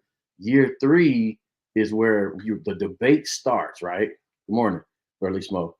The debate had to start at year one, right? So the question is, in year three, I mean, did you give them enough weapons? Did you give enough weapons? And really, it's not about the weapons. It's about the offensive line support. Did you try? Yeah, we tried to bring the guy in from Tennessee. Names forget. It's early. Nate Davis. Only my first. Nate Davis. We tried there. We stuck with Braxton. We tried to move Tevin over. We tried to get right. He tried with He tried with what's the big guy receiver. I'm only in my first cup of coffee. Chase Claypool. On Chase Claypool, he tried. So I think he tried, but he learned, just like Flus and Ryan. Basically, Justin's year 3 was their beta. Flus so much in the sense of his coaching hires and what he did with Alan Williams and Luke Getsy. Justin had got an opportunity to be their beta version of whoever they're gonna become as coaches and GMs in the future, and that's why I'm not giving them any any leeway with this Caleb Williams situation. So my takes about Caleb Williams, too much to the disagreement of probably people that are Caleb Williams stands, is not about him. It's going to be about them grading and judging, them putting together this roster and the Shane Waldron hire, because those have to be home runs. The defensive coordinator hire has to be a home run because you're getting a second shot. Justin is not getting a second shot on this team. So you're going to have to own up to that. And I appreciate the fans that's going off into, fanaticism land for Caleb Williams and the team, but that's not our job as media folks. Our job is to manage expectations, report the facts, and then on occasion, throw in a little bit of personal, feelings, and so on and so forth. So yeah, so that's a long explanation to a short question. Well, yeah, my thought was, as I've said it, I've been able to keep it succinct. Is that you're right. He wasn't given a chance. You built up the team. You built up the team to play where you can't. It's going to be very difficult to fail, and then you ship them out because here's the one thing that I've said repeatedly. I said it earlier with the guest right before you, we were talking Bulls, but we got a little Bears talk in there. I said, there's one thing about teams you don't understand. It's not about talent. And I'm not saying that Caleb is better than Justin, because I don't believe he is talent-wise. There's nothing that any NFL quarterback can do in the NFL that Justin can't. Right. Okay. The thing is, and my proof or my argument was this. You're old enough to remember in 1985 when the Bears won the Super Bowl. Okay. Or in 2006 or January 2007 when the Bears went back to the Super Bowl. Was Jim McMahon or Rex Grossman, were they the best quarterbacks in the NFL at the time? Absolutely not. Absolutely not. Okay. But what the hell was Jim McMahon? He was a leader of men. Right. And that's the thing that we had. And now you're taking that out, and now you're putting a youngster in, okay, to lead men. It's going to be difficult. A youngster with an attitude. All right, the guy's already got $10, $11 million. He's already got an attitude. He's already got stuff. He's doing things unconventionally, doing different things. And then I'm not saying that I'm against, going against the grain. Right. But when you have a team that was trending upward with their leader, and you take their leader out, yeah, that has a problem for it. And some people say, well, all you got to do is win. Okay, well, that's what you got to do. And some of the things he does are some of the things that the last quarterback did. Right. He's not getting chased by Utah. He's not going to be getting chased by Utah State anymore. He's not going to be getting chased by Fresno State anymore. He's going to be getting chased by dudes who are almost as fast as him, but 60, 80 pounds heavier than him, ready to rip his head off. Right. So we're going to, athlete. You're dealing a hell of a lot more superior athlete. So that was my issue with it. But it looks like it's going to be Caleb. They're talking install. We installed something when we met him in LA. We're going to continue install. Like, you ain't continuing install if you don't pass on being undrafted, dude. Yeah, you know what I mean? It's like I made that statement on the show yesterday. Did you? Yeah. Yeah. You don't get my stuff if you're not part of the team. That it's a done deal. But I want to go back to what you said about leadership.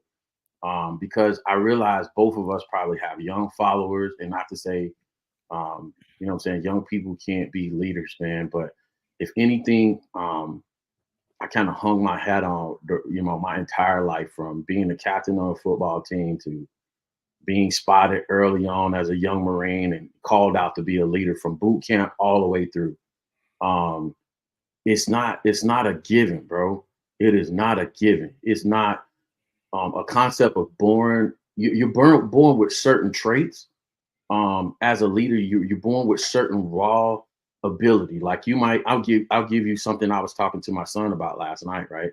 Because I need y'all to stand by. We got something huge coming up for the channel. But I was talking to my son about, you know what I'm saying, just the privilege of being an attractive person per se, right? There's certain raw traits that you're born with if you're attractive as a person, if you have a certain build, stature, or whatever. It sets the table for people to listen to you and for you to be influenced by people, right? That's just it. But the other traits of being a leader of men and or women, they have to be developed, right? Your interpersonal skills, what we call in corporate, since I got my corporate look on today, what we call soft skills, right? Your soft skills, meaning those non-technical skills. It's great that you can throw a 60-yard 9 route on point over the left shoulder, right? But if you can do that, but you don't know how to galvanize and speak to other people to make them want to run through a brick wall for you, that's not, you know what I'm saying? What good is it, right? You know what I'm saying? So it's not going to be given. And Jalen Johnson made that clear in his interview that, hey, bro, when you come in here, we gonna test your mettle, and rightfully so. There has to be a rite of passage. I went through this thing. I'm old enough to have gone through the crucible at Parris Island, South Carolina, 1994. The crucible was the last little element before you graduated boot camp. It was a sleep deprivation course where the first 3 days or 4 days out in the field, where you don't get no sleep for about 72 to whatever the next extension is hours, right? And they give you minimum food. They just throw you out there and say survive, right? It's your rite of passage. So he has to go through that gauntlet. And you know about that locker room gauntlet. You know about the locker room politics. Like, it's not going to be given, bro. You got to earn everything. And I hope they do make him, not as a punishment, but as to test his mettle, because if he's going to be a champion at this level, all of those things need to be figured out. Yeah, and you're right. They are. And, I stated before, I'll say it again. Yeah, I'm a big Justin Fields fan, but I'm also a Bears fan as well. And so now that they've made the decision, as much as I don't like it, I'm still rooting for the Bears, and that means Caleb Williams. So I hope he's able to produce. I hope he's half as good as everybody hypes him up to be. All right.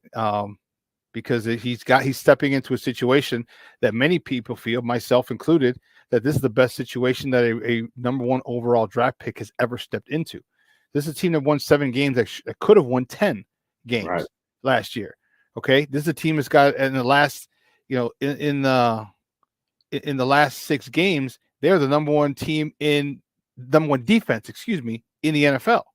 Right. So you're going to a team that's got a Montez Sweat, a Jalen Johnson, Jaquan Brisker, improving Gervon Dexter, and Andrew Billings. Like, you're walking in with a playoff ready, I don't think Super Bowl ready, but I think a deep playoff run ready defense. And I'm hoping he does well. And to me, the most important thing that he has is Shane Waldron. Yes, that's the most important thing in my opinion, because my whole thing was coaching matters. All right, yes. And if you don't believe me, you're full of it. You're just wanting to be contrarian just to be a contrarian. That's it, because you have to understand that coaching matters. And so this guy has developed. So I'm looking forward to him. I'm looking forward to his how fast he grasps this offense, how fast he's able to connect with DJ Moore, with Keenan Allen, with Cole Kmet, with the other new tight end. His name escapes me. How fast he's able to connect with the new receiver if we get one. So let's talk about that. With number 1, it's most likely going to be the young man Caleb Williams out of SC. What do you want to see them do with the number 9 pick? Wide receiver, O-line, D-end. Yeah, your thoughts? I'm gonna go back to the quote that Harrison Graham retweeted out yesterday, and Matt Eberflus saying that they were going to go with a position that either supports the quarterback or affects the quarterback. Which, to me, I believe the best support for Caleb Williams in this year 1 is to have a dominant defense, not a good defense, not an okay defense, a dominant defense, a defense that gives him as many opportunities and reps on offense versus live bullets as possible, right? Meaning they shut down teams as much as possible.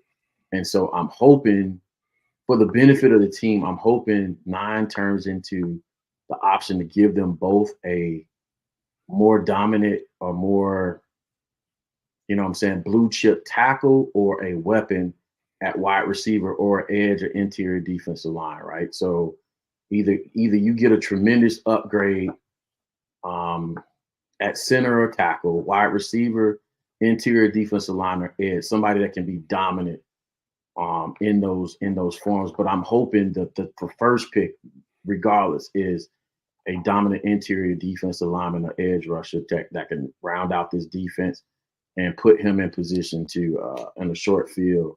Because I think regardless, the plan is to run the ball early on with those running. It better backs. Be. Control the clock, you know what I'm saying? I talk about Matt LaFleur's playing with Jordan Love all the time, being the prototype. Because we talk about development all the time, Shawn. We say, well, the quarterback needs to be developed. It needs to be developed. Nobody quantifies what develop actually means. Develop to me, right. Develop to me is quarterback skill set development, how you carry the ball, how your foot placement, how you're using physics to, create torque from the ground up through your fingertips.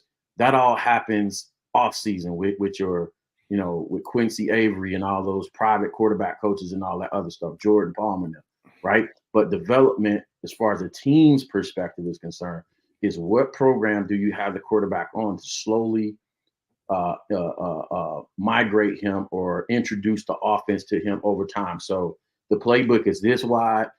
Weeks 4 through 6, I'm giving you this much to master then, and I'm going to devise a game plan around it to make sure you stay within that. So like Matt LaFleur did with Jordan Love, you saw the first game last year, what they required him to do in that first game wasn't the same that he was doing in our last game version, right? The offense was much more wide open. He was making plays versus in the first game, it would get him to 3rd and short and say, hey, just complete this quick hit, just out, this dig, this slant. Something short that we know you can do that doesn't put a whole lot of pressure on it, but to the outside eye, it's going to look like you lighten up the scoreboard. So that slow ramp up, which Luke Getsy should have done with Justin, just to, take a shot. But that slow ramp up is what I'm looking to see happen for him. And then also the dominance of his defense for this whole thing to come together. Like it has to be that complementary football. Yeah, I agree. And you know what the thing is, they've upgraded the running back room. They've added depth in the offensive line. I think they did well with the center position. They got a starter. I know, granted, it's going to be it's only a 1-year contract for the center, but I mean it starts. And let's not forget, all right, last year Nate Davis had the personal situation where his mother was ill. That offensive line that they had, that they intended to start game 1, didn't start till week 9 or 10. Right. Together. All right, they didn't start together. And then they had Tevin Jenkins on the right side as opposed to the left side, which personally I think was better, but nonetheless. Yeah. So that the way they had it, when we go over the half the season, you don't have your starting offensive line in place. So that's another big issue that people don't understand. And I hope and I assume, Shane Waldron loves to run 13 personnel, 23 personnel. He'll have 3 tight ends in there. And this is what I'm talking about. His affinity for that takes care of a lot of things for me. Right. 1, you're going to run the ball. Okay. Right. 2, as long as you keep Kari blasting game, imagine Kari blasting game. Imagine a 23 personnel, and Right. the tight end is in motion coming across, or hell, even if it's off, me, I want my offensive lineman in motion. He reports eligible, and coming in motion just clears off one side behind the tight end, behind the fullback, behind, and here comes the running back. You know what I'm saying? It's just bulldozes and steamrolls everything out of the way because we need 1 yard. So that's going to take care of our short yardage situation, and no more tush push and these stupid ass screens, these bubble screens that get blown up because Darnell Mooney doesn't want to block.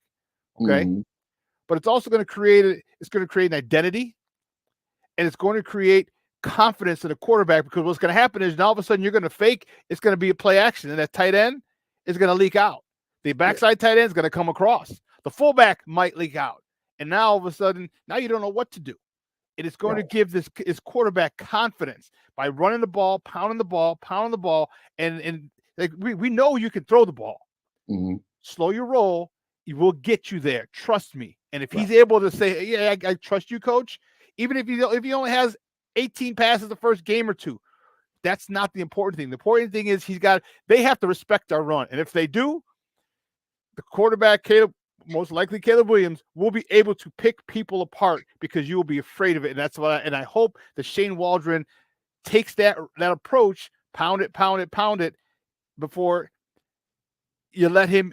We don't need Caleb Williams to win us games. Just don't lose them is where it is. Look at Tom Brady. That was his in the first. He didn't lose the Super Bowl, and he didn't win those first 2 Super Bowls. That was the defense. Right. That was the defense. That was Teddy Bruschi. That was William McGinnis. That was that whole thing. And then he got better. And that's if you take that same timeline with Caleb Williams will lead us to a Super Bowl because of his defense, because of the offense. And I hope Shane Waldron goes that route. I got a question for you, Shawn, based off the heels of Black Belt Ben's comment, right? Two questions. One, do you think the fans are prepared for this style of offense that we believe we're going to see early on, right? Two, the second question is, do you feel like Caleb is going to be patient enough and accepting of the fact that he needs that slow ramp up program? Because I think the fans are thinking they're going to get electric highlight plays like they 400 yards in college, and they're setting themselves up for disappointment because that's not the program. One, he's not ready for it. Nope. He's not ready for it. He didn't do it in college. He's not running an NFL style offense in college. But back to the question, do you think the fan base is ready for the style of offense they need to play to win early on? And is he going to be patient enough in that process to let those things happen and play out the way that we're saying that how you ramp this offense up? The fan base, we have a lot more meathead Chicago Bear fans than we do intelligent Bear fans. So because the intelligent ones understand it. All right, but the meatheads are, why is he throwing a K? Why doesn't Caleb have 30 passes? He needs 35 passes. He needs 40 passes. Let him light it up. He was a Heisman Trophy winner. Take it easy. Fan base is not going to be ready, generally speaking. All right. Will he be ready? That's the question. That's what I don't know. Because if he understands, and here's the thing, I hope Shane Waldron sits his ass down. Like, look, here's what I want. I don't care about your numbers. First half of the season, I don't give a shit. I want completions. I want completions. So if I'm hitting slants, I'm hitting hitches. I'm hitting digs. I'm hitting deep out. Outs, quick out. I'm hitting all these things. I want you to get a rhythm. Right. Get comfortable with these guys. This is your first time with DJ Moore and Caleb and Keenan Allen and Cole Kmet and the other and these running backs coming out of the backfield. Get a rhythm. Get a foundation. We got the defense to hold us up. Don't worry. We got the defense. We got the other side. Take your time. Right. And if he's willing to say, hey, okay, coach, I trust you. Damn, week 17, week 18, this offense next year is going to be crazy because Caleb, with his talents, his talent and the supporting cast, he will develop at a much faster rate than most number one overall quarterbacks because they haven't had this much talent. Yeah. In conjunction with a guy who can bring a quarterback along. As I said, Waldron for me is the X factor. Yeah. And if he listens to Waldron, wow, the possibilities are endless. And that, to me, that hurts because I know that could have been Justin Fields, and it's not. So we'll move on. But if Caleb listens, and this is coaching matters, if you listen to your coaches, a guy who's proven, man, you may take baby steps first, and that could be frustrating. But if you look big picture and embrace the baby steps, man, you'll be running in no time. You'll be running by mid-season. And if we're running by mid-season, Coach T. Yeah. I know a lot of fans won't listen, but this is what I'm saying in carefully documenting the process. That's what I told our followers, our subscribers yesterday on the show. Listen, I'm not going head over heels for nothing. I'm attacking this like I do a work project, right? You know, there was lessons learned on the heels of the Luke Getsy situation, Justin Fields situation, and even ourselves. We take a step back as media and say, okay, what can I do better? I'm not giving Shane Waldron any assumptive credit, right? I'm gonna have to see it on film and take the fans along for the journey with me. Say, okay, he's on point. He's doing exactly what we're saying to do. He's attacking the game plan through the run game, right? 12, 13, 23, 32 personnel, like you described, right? Playing bully ball, going play action, setting Caleb up for short third down distance throws that he can easily make, right? This defense, how we draft, right? If the pieces aren't in place that I feel like we'll have a dominant defense to support him, I'm going to call it out. I'm going to say something about it. I'm going to say, listen, look, they went offensive heavy, right? They got, say for instance, they got all offensive players, right? In the draft, you're talking. They basically drafted all. No, I'm saying you're talking in the draft. They get all in the draft, right? Okay. Yeah, and say they go all offense, right? The casual fan would be like, "Oh yeah, we're ready. We finna light up the scoreboard, right?" And I'll be like, "Well, does the kid need that right now? Is that the smart approach to air quotes developing him?" I'm not gonna feel comfortable with that. But if we solidify this defense and we run the ball and we come out early on, like you said, and he has like novice numbers, right? And it's like it's not fantasy league numbers, right? It's not fantasy league numbers, but we're winning games. We're winning games by controlling the clock and dominating the time of possession. Then I'm gonna say, listen, we're on to something. We can the fireworks are coming later on. You know what I'm saying? We're gonna be in a different position of defending Caleb Williams from these same people who have been, because they're going to jump off the bandwagon because they're not getting their fantasy stats numbers and they're not winning their fantasy league. So I think this is just always interesting conversation and a dynamic you can look forward to. I like the little, the little back and forth chess game with the fan base and playing, playing, opposite of, because it really is a backwards sometimes mindset to how fans think football actually go and what we need to do. Like, for example, and I'll shut up. We ended the season with an 8-point loss to Green Bay, right? Everybody was down on the team. Oh, we suck. Throw the whole baby out with the bathwater, right? It was an 8-point loss. That same Green Bay team goes to Dallas and eviscerates them, right? And people can't see, or if you recognize football, football, styles make fights, right? So our game plan wasn't that far off in trying to control the clock, time of possession, playing bend but don't break defense versus Dallas saying, oh, we got as much firepower as you guys, Green Bay. We're going to try and have a shootout with you, right? That's not the way to beat Green Bay. And let's not forget, Coach T, real quick, we didn't have a couple people on defense. Jalen Johnson was one of them who didn't play that last game. And we still held them to a season, was like 17 points when they were averaging some crazy hell of a lot more than 17 points at that point. Yeah. We have to recognize how does this team have, that might be a great question, right? How does this team have to play to win the division? What play style? Because that's what it boils down to a lot of times. Division to division, game to game, is what is your play style to win division? Particularly to beat Green Bay right now, they're so hot. We have to keep those dudes off the field. You know what I'm saying? We have to control the clock. Keep Matt LaFleur watching the game because he's not calling plays. You know what I'm saying? Yep. Put him in a position where he's watching the game, mad at his defensive coordinator because he can't stop us because we're running the ball down their throat. Pause, no Diddy. No private jet to a Caribbean island, but never mind. Sorry. I had to I hear you, and I agree. So you want a defensive end? Are you cool with DeMarcus Walker, or do you want the depth in case Montez Sweat goes down? What do you want with 9 then? Because are you good enough?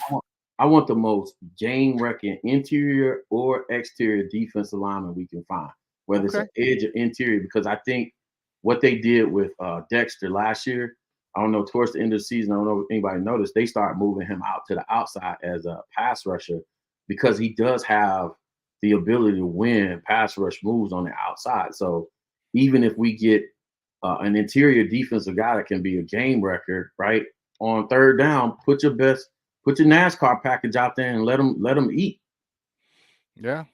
I couldn't agree more, and I love a NASCAR, and that's what I'm thinking. Hopefully, Noah Sewell is able to contribute a little more because I like him coming off the edge. At Oregon, he was all over the place. He reminds me of a Troy Polamalu, maybe a lot less athletic Troy Polamalu, but the fact is he was blitzing, he was in coverage, he was at the linebacker position. He was able to do a multitude of things, and why not use it? And hopefully, this new defensive coordinator, Mr. Washington, is able to use him in that matter. And it could be just for key points. Like maybe he's a one-trick pony.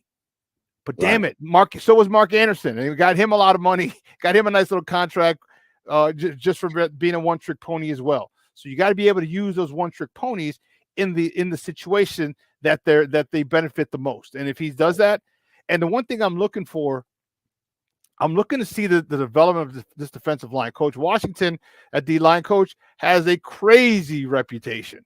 Crazy reputation for developing and getting the absolute best out of defensive linemen. Because he said, he goes, "Oh, we're going to get home with 4.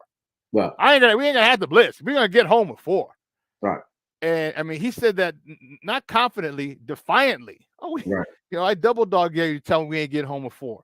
And if that's the case, that means Javon Dexter takes a big step forward. All right.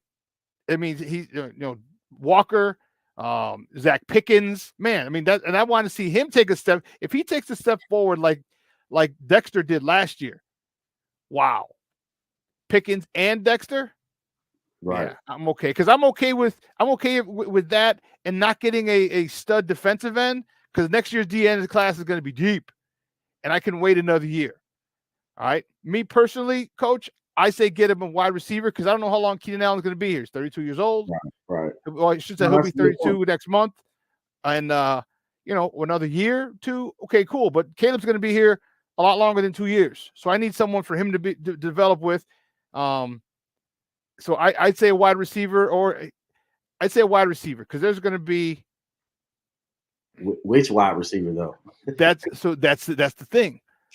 I love Odunze. Will Odunze be there? I don't know. But what if Joe Alt's there? What if Fashanu's there? There's going to be good tackles there. What if Brock Bowers and Odunze are there and Alt? I mean, because here's the thing. You know how the draft goes.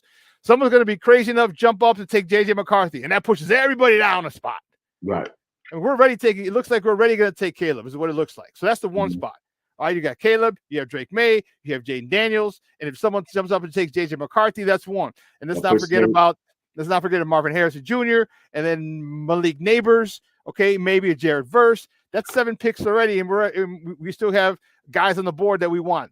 That's why listen. If Bowers is there, and we're on the clock, I say that's a luxury pick because we already got 2 tight ends. As much as fans with of course, moan and groan about it.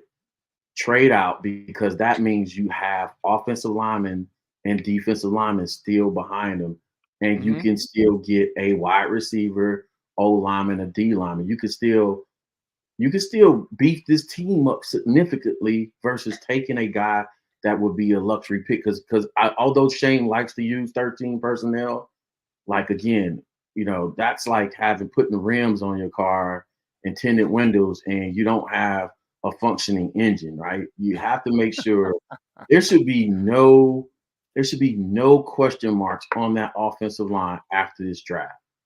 None whatsoever. We should have a center. We should have tackles, guards.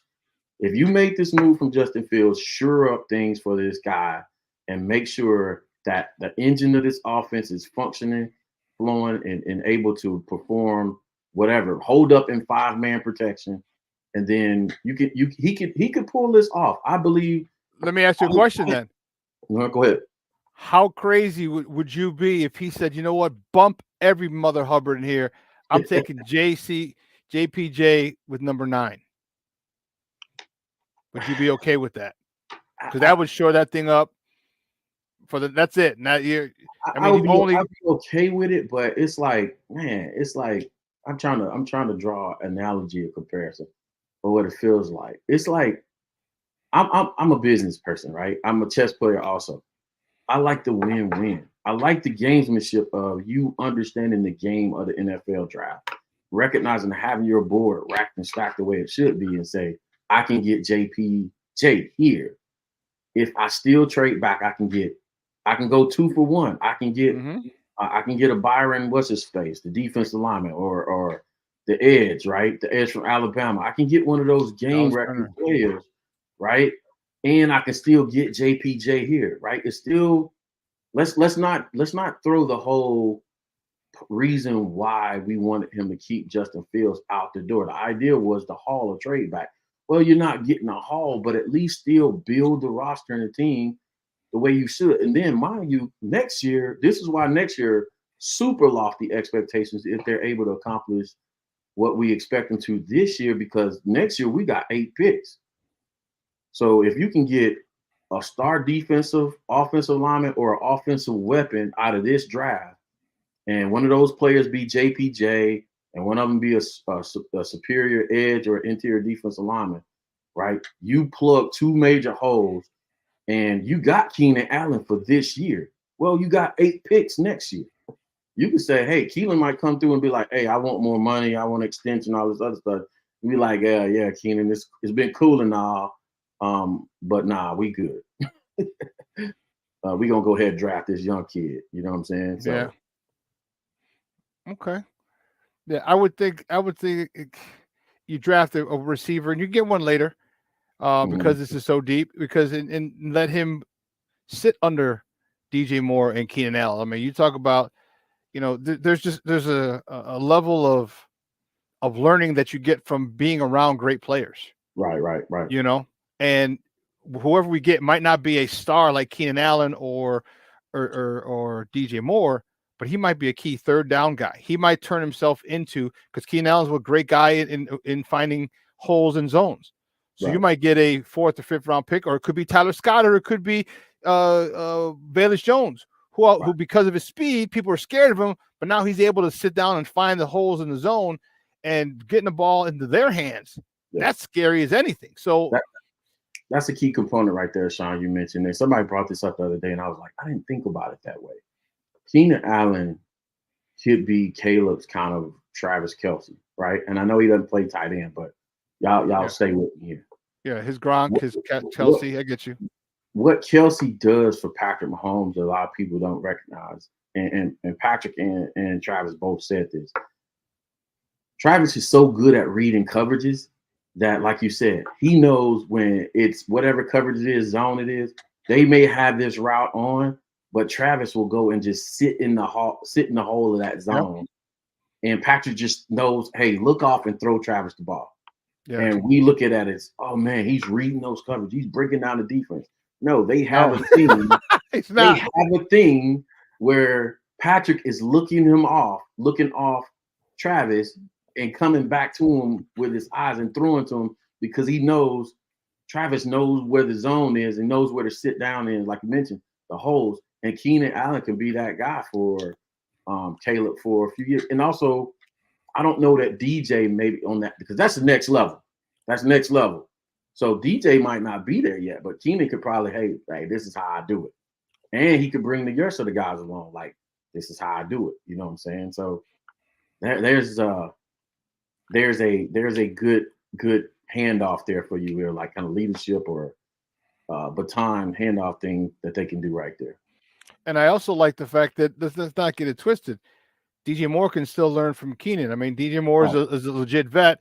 And if you're a legit vet, and the reason great people stay great is because you never, ever, ever think you're done getting better at your craft. And if you watch Keenan Allen, like, okay, well, he does really well in zones. Okay, how can I get better? If you do that if DJ Moore does that, and he becomes another zone killer where he can just find a zone and, or just feel it, like, okay, I think this guy's going to go. I know I should go 2 yards further, but boom, I'm going to stop. And then him and the quarterback are in sync and understand that. Man, that is priceless. So there's a lot to go around. Keenan Allen's going to bring his 10 years of experience, to this to this wide receiver room, and that includes DJ Moore. And you know, I expect the play of this wide receiving core to be better. And if they do draft a rookie, you know, whether it's with 9 or if they trade back at 12 or, you know, later, everyone in that room is going to get better. And that's going to help this offense. It's going to help the new quarterback. It's going to help this defense. It's going to help this team. And that's what I'm really, really excited about, is this team getting much better. Okay. And the question we start having is not if we win the division or if we make the playoffs, is how deep in the playoffs are we going? That's what I want us to get to, and we're not there yet. So we'll get there soon. How far do you think, if all things pan off, how far do you think? What's the ceiling for this team? You know what I'm this saying? year or overall? What's that now? This year or overall? This year. I say divisional round of the playoffs. Yeah. I don't think they'll get to the NFC title game. I think that the ceiling is the divisional round. They maybe get the wild card. I may be losing the wild card, but the ceiling for me is the divisional round. Yeah. Next year, their ceiling should be the NFC title game, and at that point, that's where it is. NFC title game or bust. Yeah. I'm not gonna say Super Bowl because anything can happen. One crazy play can happen late in the game, and you know what I mean. But and then at that point, I think next year we will be perennial NFC title contenders. Yeah, Only difference is next year. I'm again with what you've done. You know what I'm saying. Essentially, Ryan Poles made the swing. What I'm calling the swing. You're swinging with this decision to move on from Justin Fields. You're swinging for the Super Bowl. That means I'm 1 or 2 years away. The expectation, if they follow the program, is next year Super Bowl. I mean, they might win it. They might not win it, but the expectation is we get to the big game. We're meeting up to go to the game. We're meeting up. Hey, Si, what you do? We going to the game, right? Once in a lifetime, twice in a lifetime for us type deal. We actually going to the game. So yeah, I agree. The ceiling for this year would be like wild card divisional game, but next year it's going to be, if they do that this year, next year it's going to be Super Bowl or bust. Having those 8 picks coming off of a year where you pretty much have a full roster and everything else is about luxury picks in 2025. Yeah. Yep. Coach T, great stuff, buddy. I appreciate it. Thank you so much for your time this morning. Do me a favor, let everyone know where they can find you and your work online. Always. Y'all see it down at the bottom, down there, right there. Bears360 _ Coach T on Chicago Bears 360. Also, man, glad to announce, man, we're on Spotify. We're on Apple Podcasts now. We're on Facebook. I'm not doing the Roku thing yet. You got to link me in on that. Like, give me the quick class on that. But yeah, we're definitely on Spotify podcasts and Apple Podcasts now, and coming to a station near you, man. Just stand by. We got some good stuff coming up, bro. Dude, great stuff, man. I appreciate it. Appreciate your time as always, bro. All right, appreciate you, man. All right, we'll talk soon. All right, peace. All right, guys, that was Coach T from the Chicago Bears 360. Coach T joining us. I'm excited about our conversation. It was great stuff. But we got to run, baby.